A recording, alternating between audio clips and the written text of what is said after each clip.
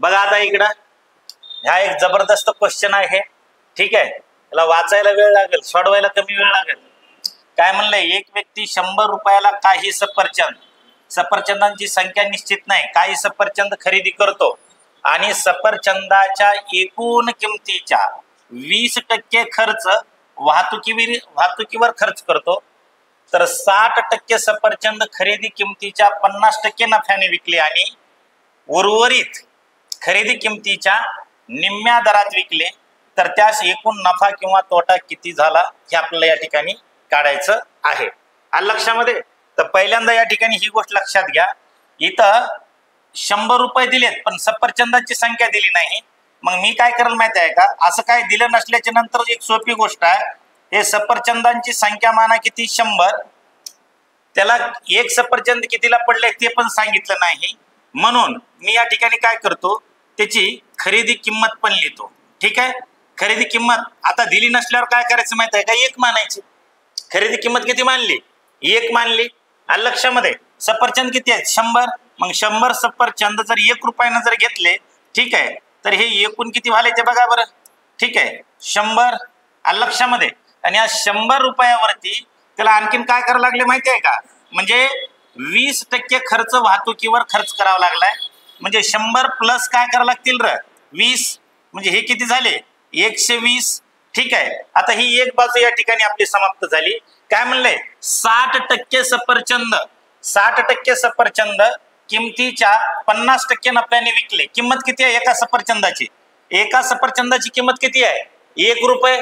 ठीक आहे, आणि मग या किमतीच्या किती टक्क्यानं म्हटले 50%, नफा की तोटा 50% नफ्यानं म्हटलेला आहे। मग मी असं म्हटलं पा, एकूण सफरचंद आपले किती आहेत रे बरोबर 100, या 100 पैकी किती सफरचंद 60% म्हणजे 60 सफरचंद ना।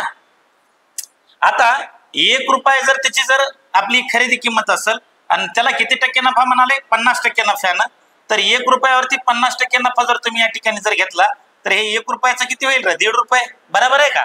ठीक आहे, म्हणजे हे 60 सफरचंद त्याने किती रुपयाला विकले असतील रे, म्हणजे 1.5 रुपयाला 1, मग या 60 सफरचंदाचे किती पैसे झाले रे बरं हो 90 रुपये। आलं लक्षामध्ये? ठीक आहे, आता 100 मधून 60 गेले, राहिले किती 40, आणि 40 ला काय म्हणले त्यानं पहा उर्वरित त्यानं दिली का संख्या, आपण मानली किती आहे 40, कारण 100 पैकी 60 इकडे गेले तर राहिले किती आता 40 सफरचंद जे आहेत काय म्हटलंय रे विकले आणि उर्वरित खरेदी किमतीच्या निम्म्या दरात विकले। निम्म्या दरात विकले म्हणजे दर किती आहे खरेदीचा 1 रुपये, मग निम्मा म्हणजे किती 0.5 रुपये म्हणजे 50 पैसे 8 आणे। आलं लक्षामध्ये? मग या 40 न जर या 0.5 ला जर गुणलं तर हे किती येतील 20 रुपये। ठीक आहे, हे 90 प्लस 20 किती झाले 110। आलं लक्षामध्ये? मग आता मला सांगा, ठीक आहे, याला सफरचंद पडले होते 100 रुपयाला, वाहतुकीचा खर्च आहे 20, एकूण झाले हे 120, या 120 रुपयावरती त्याला किती रुपये लॉस व्हायलाय रे 10 रुपये। आलं लक्षामध्ये? ठीक आहे, 10 रुपये काय व्हायलाय लॉस, कारण हे का इकडे पहा 120 मायनस 110 किती रुपयाचा लॉस आहे, इथं 10 रुपयाचा लॉस आहे। कितीवर 10 रुपयाचा लॉस आहे 120 रुपयावर, मग 120 वरती जर 10 रुपयाचा लॉस असेल, ठीक आहे, तर आपल्याला या ठिकाणी पर्सेंटेज काढून घ्यायचंय। ठीक आहे, तर 100 इकडे गुणाकारामध्ये टाका। ठीक आहे, 0 कटला। ठीक आहे, 12 ना आता या ठिकाणी 100 ला भाग घाला, 12 1 12, 12 8 96। ठीक आहे, उरले किती 4। ठीक आहे, 4 उरले, भाग जात नाही। ठीक आहे, 0 दिला म्हणजे 40 झाले, 12 त्रिक 36, पुन्हा 4 उरले, 12 त्रिक 36, 8.33%। पर्याय क्रमांक 2 जे आहे ते पर्याय क्रमांक 2 हे आपलं उत्तर आहे।